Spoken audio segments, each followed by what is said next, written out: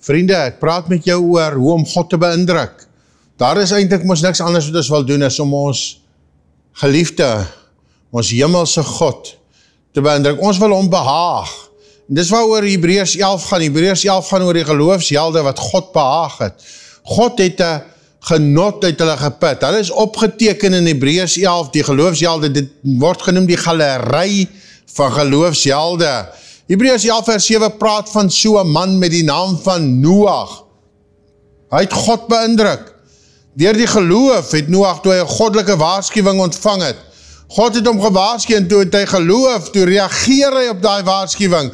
Geloofshelde reageer wanneer God met hulle praat. En dit beïndruk God wanneer sy mense reageer. Ek sal daarom graag, as daar ook so 'n galery opgestel word eendag, of opgestel word van Nuwe Testamentiese geloofshelde, sal ek daarom graag daarin opgeneem wil word. Noag was opgeneem. Deur die geloof het Noag, toe hy 'n goddelike waarskuwing ontvang het, aangaande van wat nog nie gesien was nie, met eerbiedige vrees die ark gereed gemaak. Ja, niemand het nog reën gesien nie. God het gesê, jy gaan reën kom. Dit het nog nooit gereën nie. God het gesê, jy gaan reën kom. En hy het met respek teenoor God, het hy 'n ark gereed gemaak tot redding van sy gesin, waardeur die wêreld veroordeel is. En Noag het iets geërf. Jy sien, wanneer 'n mens geloof het, erf jy iets. Jy kry iets. God is 'n beloner van geloofshelde. Hy kry toe geregtigheid volgens die geloof. Hy word toe beloon en hy word opgeteken in die galery van geloofshelde. Ek weet egter van 'n ander man wat nie daarin opgeteken is nie. Daar het meer as 120.000 mense tot bekering gekom toe hy gepreek het. Sy naam was Jona gewees. Jona het gepreek in die stad Ninive. Hy was 'n onwillige prediker. Meer as 120.000 mense kom tot bekering toe Jona gepreek het. Maar vriende, hy is nie opgeneem in die galery van geloofshelde nie. Toe Noag gepreek het, weet ek nie hoeveel tot bekering gekom het nie. Ek weet wel dat Noag, sy vrou en sy kinders gered was, sy 3 seuns en sy skoondogters. Ek weet van hulle. Die Bybel sê daar's net 8 mense gered in die vloed van Noag, net 8. Of hulle tot bekering gekom het as gevolg van Noag se prediker en of een van die voorsate vir hulle gepreek het, weet ek nie. Maar Noag was 'n prediker gewees. En die Bybel sê in 2 Petrus 2 vers 5, die ou wêreld is nie gespaar nie, maar Noag, die prediker van geregtigheid, soos dit was wat Noag was, hy was 'n prediker van geregtigheid, maar Noag, met die prediker van geregtigheid met 7 ander, is bewaar toe die sondvloed, toe die vloed van Noag se tyd oor die aarde gekom het. Om te dink, in Jona se tyd, meer as 120.000 siele gered. Noag se prediking, weet ons nie eens of die 7 familielede van Noag deur sy eie prediking tot bekering gekom het, hoe hulle tot bekering gekom het, weet ons nie. Maar nogtans is Noag in hierdie galery opgeteken en Jona nie. Wat is dan die verskil? Noag moes teen hoop op hoop moes hy preek. Daar was nie vir hom hoop gewees nie.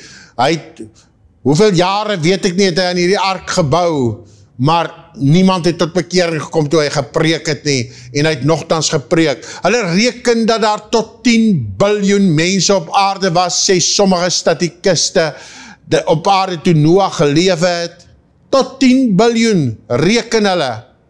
Vriende, om te dink, net 8 word gered van die 10 biljoen.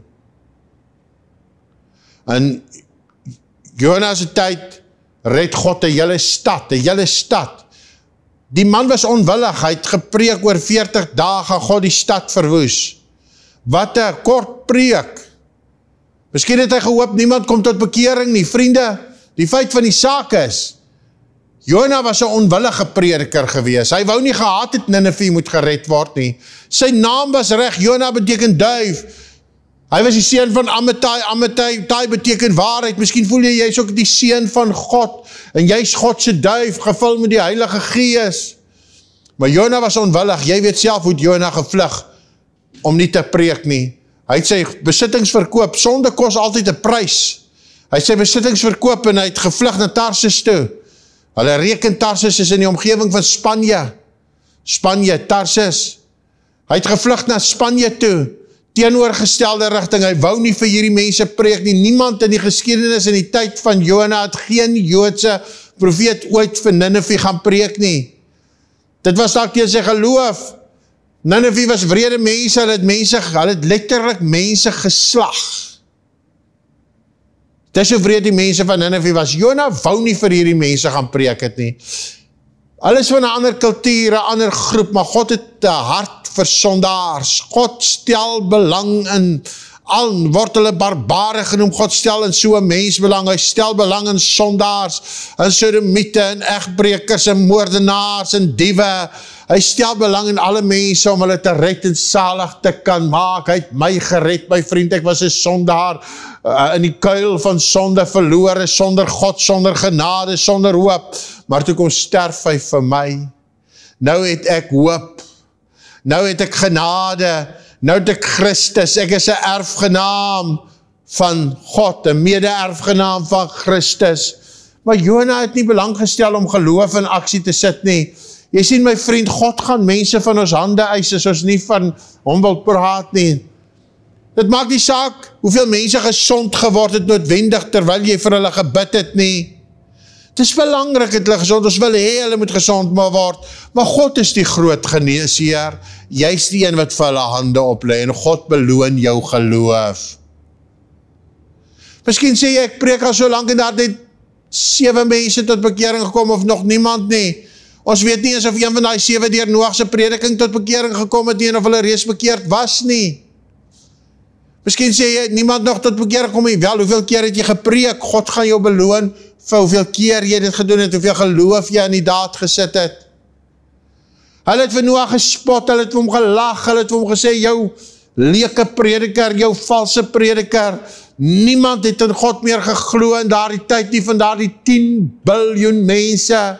Hy was teen die politiek van die tyd, hy was teen die journalistiek van daardie tyd, hy was teen die gebruike in die kultuur van daardie tyd, hy het alles teen hom gehad, maar hy het gepreek. Vriend, dis geloof. Dis hoekom hy in die boek van geloofshelde opgeteken is, nie vanweer die 120.000 wat tot bekering gekom het nie, want daar het nie 120.000 tot bekering gekom nie. Dis hoekom Jona nie opgeteken was nie, want hy was 'n onwillige prediker. Hy het sy besittings deurgebring om nie te preek nie, maar Noag het sy besittings aangewend om wel te bedien. Vriend, dis die verskil. Wil jy nie ook maar 'n geloofsheld wees en jou naam laat opteken in die galery van geloofshelde nie? God soek na mense wat bereid is om hom te glo, om uit te gaan. Hy soek nie noodwendig na predikers nie, mense wat gekwalifiseerd is nie. Ek lees nou in hierdie week op 'n Facebook inskripsie, ek neem toe maar 'n foto van dit, want ek share dit toe na my persoonlike WhatsApp blad, van die prediker wat in die tyd van die Azusa revival, herlewing, gebedien het. Jy weet van hom, Seymour. Weet jy wat, dit was 'n man wat in 'n slawehuis gebore was. Hy was blind in sy een oog gewees, hy het polio onderlede gehad, sy preekstoel was 2 kratte wat van 'n skip afkom, 2 skeepskratte wat hy bo op mekaar gesit het vir 'n preekstoel, en daar het die Azusa herlewing uitgebreek, wat beskou word as die geboorte van Pinkster in die moderne tyd. Ons weet Pinkster was in die Handelinge kerk al, wat die mense wat hierdie inskripsie opgestel het nie weet nie, is dat Suid-Afrika se Pinkster in die einde van die 1800s reeds uitgebreek het. Vriende, God minag nooit die dag van klein begin nie, van klein dingetjies nie. Begin jy maar net, jy sal jou beloning kry, al sien jy dit nie op aarde nie. Al het Noag geen siele om te wys nie, was hy 'n prediker gewees. Ek vra vandag vir jou, is jy ook 'n geloofsheld? Geloof word gesien wanneer alles teen mense tel, en wanneer hulle bereid is om te beweeg, en wanneer niks vir hulle tel nie. Die Bybel praat van om teen hoop op hoop te glo. Daarom word baie mense geloofshelde genoem in die boek, in die galery van geloofshelde. Abraham word 'n geloofsheld genoem, want toe God hom roep om na 'n land toe te trek, het hy nog nie die land gesien waarheen hy moet trek nie, maar hy het getrek sonder om te weet waar hy sou kom. Hy het geweet hy is op pad Kanaan toe, maar hy het nie geweet hoe lyk dit daar nie. Hoe lyk die omstandigheid, die werksomstandigheid? Hy het nie geweet hoe lyk die temperatuur nie, die klimaat, hoe lyk die omgewing waar hy sal moet bly nie. Hy het nie geweet nie, hy het net gegaan. Hy het net gegaan, hy het net beweeg, hy het alles prys gegee, soos dit dieselfde met Moses, hy het alles prys gegee, is jou naam in die Nuwe Testamentiese boek van geloofshelde, God soek mense wat bereid is om 'n prys te betaal, wil jy God beïndruk, doen net wat hy sê, Moses, hy sou die volgende Farao geword het, sê alle bewyse wat ons tot ons beskikking het, maar die Bybel sê toe hy groot geword het, het hy geweier om die seun van Farao se dogter genoem te word. Hy het verkies om eerder sleg behandel te word saam met die volk van God. Toe hy groot geword het, hulle reken, hy was nagenoeg 40 jaar oud, het hy geweier om die volgende Farao te word. Hy het geweier om in daai voetspore opgelei verder te word. Hy het die paleise binnekant geken, maar hy het verkies om in woestyne rond te wandel. Hy het al die opleiding gehad in die paleis, maar hy kon nie eintlik gepraat het nie. Hy het gesê, ek kies eerder om saam met die volk van God gereken te word. Hy het verkies om eerder saam die volk skande en skade te hê, en hy het die smaad van Christus groter rykdom geag as al die skatte van Egipte, want jy sien, hy moes iets geweet het van Christus wat sal kom, want die Bybel sê die smaad van Christus groter rykdom geag, hy het God se plan groter rykdom geag as om Farao te word. Vriende, dis mooi en dis lekker om geseën te wees op aarde, en dit is fantasties, die Here doen dit, en dit is pragtig, ons is dankbaar daarvoor, maar moenie dat jy skatte van hierdie aarde bokant Christus ag nie. Hulle het Christus gekies, hy was nog nie gebore in die fisiese op die aarde nie, maar hulle het openbarings daarvan gehad, en daarom sê die Bybel, hy het die smaad van Christus groter rykdom gehad, as die skatte van Egipte. Hy het geloof gehad, geloof is dit wanneer die tekkie die teer slaan, geloof is wanneer omstandighede teen jou tel, en jy sê, ek sal nog steeds aanhou, geloof is wanneer jy Christus sien gekruisig, en jy sê, ek volg Christus. Dit is maklik om te sê, jy is 'n gelowige as alles vir jou is. Dit is 'n ander saak as jy die rad van geloof in jou lewe moet indruk. Dit is 'n ander saak as jy moet glo. Dit is mooi om te sê, ek dien die Here wanneer alles net mooi loop. Dit is 'n ander saak as jy moet sê, ek offer iets op. God vra jou vandag, is jy 'n geloofsheld, want hy moet 'n getuigskrif oor jou skrywe. En in daardie getuigskrif moet hy skrywe, jy moet 'n verslag hê, want die Bybel sê, deur die geloof het die mense van die ou tyd getuienis ontvang. Getuienis ontvang. Ja, daar's 'n verslag van hulle geskryf. They received a good report. En so word daar oor elke mens moet daar 'n verslag geskrywe word. Maar wat staan in jou getuigskrif vandag? En kan jy opgeneem word in die geloofshelde se akker, in die galery van geloofshelde van die Nuwe Testament? Vriende, God wag vir mense om hom te behaag, want sy beloning, ek moet dit in Engels sê, is out of this world. Sy beloning is massief. Die Bybel sê, want Moses het uitgesien na die beloning. Hy het uitgesien na die beloning. Hy het geweier om die seun van Farao se dogter genoem te word. En die Bybel sê, hy het die smaad van Christus groter rykdom geag as al die skatte van Egipte, want hy het uitgesien na die beloning. Daar is 'n reward. Hy het geweet, dis beter om Christus te dien as om die wêreld te kies. Dis beter om ja te sê vir die evangelie as om ja te sê vir hierdie wêreld en sy genot en sy plesier en sy dinge. Is jy iemand wat uitgaan om siele vir Jesus te wen? Praat met jou oor om God te beïndruk. Toe Jona aan die einde van sy lewenswandel kom, toe sê die Bybel in Jona 4 vers 10, want Jona was aan die einde van sy verhaal nog nie behoorlik bekeerd gewees nie. Die profeet is wreed om te sê, dis skrikwekkend om dit te sien, dat die profeet onbekeerd was, die profeet Jona. Hy het toe gaan preek, eindes ter laaste was hy gehoorsaam met meer as 120.000 kinders, mense wat die regterhand van die linkerhand nie kan onderskei nie, sê die laaste paar verse in die boek van Jona het tot bekering gekom. En Jona was ongelukkig oor hierdie saak, want hy wou nie gehad het, hulle moet tot bekering kom, hy het nie 'n hart vir die mense gehad nie. God het 'n hart vir sondaars, my vriend. Ag Here, help my om te voel vir sondaars, soos wat U vir sondaars voel. Here, help my om na 'n sondaar te kyk, soos wat U na 'n sondaar kyk. En terwyl Jona vertoornd is, hy's ongelukkig, omdat God hierdie sondaars gered het. Hy sit daar onder 'n boompie en die volgende dag toe skroei die oostewind hierdie boompie weg. In een nag het hierdie boom opgekom, die Bybel noem dit 'n wonderboom, ons noem dit 'n wonderboom. En die volgende dag toe die skroeiende hitte, oostewind het weggewaai, weggebrand, en Jona brand in die son en die hitte, slaan op hom neer, en hy is vertorend teen die Here. Die Here sê toe vir Jona, jy wil die wonderboom spaar, waar jy geen arbeid aan spandeer het nie, en wat jy nie groot gemaak het nie, wat in een nag ontstaan en in een nag vergaan het.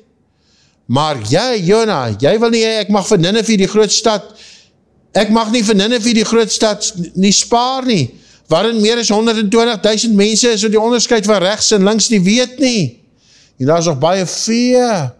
God wil sondaars red, al lyk hulle, ryk hulle, doen hulle, leef hulle anders as jy. Alle die man nie aftershave aan soos jy nie, alle sy hare nie gekam nie, en al gebruik hy nie tandepaste nie, God wil sy siel red. En God vra jou om vir hom te gaan werk. Gaan dan heen, maak disippels van alle nasies, doop hulle in die naam van die Vader, die Seun en die Heilige Gees. Wil jy ook God beïndruk? Doen dit ongeag jou opleiding, doen dit ongeag jou agtergrond, en doen dit ongeag die resultate wat jy sien. Doen dit ongeag die politische omstandighede. Doen dit ongeag die socio-ekonomiese kulture. Doen dit ongeag wat die journalistiek sê. Doen dit ongeag wat jou plaaslike regering daaroor te sê wil hê. God gaan jou beloon. The reward is out of this world. Want Hebreërs 11 vers 6 sê, sonder geloof, dis nou daar die aksie wat jy begin neem, daar die aksie wat jy begin neem, omdat jy werklik in die kruis van Jesus glo, sonder geloof, en by the way, dis onmoontlik om te glo, as jy nie Jesus Christus aan vashou nie, en sy kruisiging en die bloed van Christus, dis die basis van geloof, sonder geloof is dit onmoontlik, it is impossible, dis onmoontlik as jy nie geloof het nie, om God te behaag. Without faith, it is impossible to please God. Sonder geloof onmoontlik om God te behaag. Geloof in die afgehandelde prys van Jesus Christus. Sonder geloof onmoontlik. Hy wat na God toe gaan, moet glo dat God bestaan. And he is a rewarder of them that diligently seek him. Hy is 'n beloner van hulle wat hom soek. Is jy bereid om te sê, Here, ek soek U wil, vir my stad, vir my dorp, vir Suid-Afrika, kom ons bid vir hierdie land. Miskien is jy op die punt dat jy sê, ag, ek bid nie meer vir Suid-Afrika nie, vriend, bid vir hierdie land, die siele wat gered moet word, ongeag wat hulle glo, ongeag hoe verkeerd hulle is, en dalk barbaars ook soms van die mense, want die is moorde wat plaasvind, die is diefstalle wat al plaasgevind het, maak die saak, excuse toch, ongeag wat jy gelees het, kom ons red hulle, deur vir hulle te gaan preek, God gaan jou beloon, of hy reageer of nie, God gaan jou beloon. Here, ons bid vir Suid-Afrika, en ons sny hierdie barbarisme af, in die naam van die Here, hierdie politiese oorlog, ons verklaar dit tot niet, hierdie moorde, hierdie diefstalle, hierdie inbreek op mense se kulturele vryheid, ons bestraf dit in die naam van die Here, maar Here, ons wil ook uitgaan, en vir hulle gaan preek, en hulle bedien, vir hulle bid, ja, hulle vryspreek, en geroep vir genade, want U is 'n beloner van die wat U wil soek, wat U woord verkondig, wat geloof aan die dag lê. Ek seën elkeen wat na hierdie woord geluister het, en ek moedig hulle aan, om hierdie stap te neem, om in geloof, vir sondaars te gaan preek, en te vertel, dat Jezus hulle lief het, in Jezus naam, amen. Kan nie wag om weer met jou te praat nie. Tot volgende keer besoek ons gemeente op die hoek van St. Thomas en Dr. Everardstraat in Malmesbury. Soek net PPK Malmesbury op die internet en jy sal ons kry daar so. Tot volgende keer. Love you. Bye.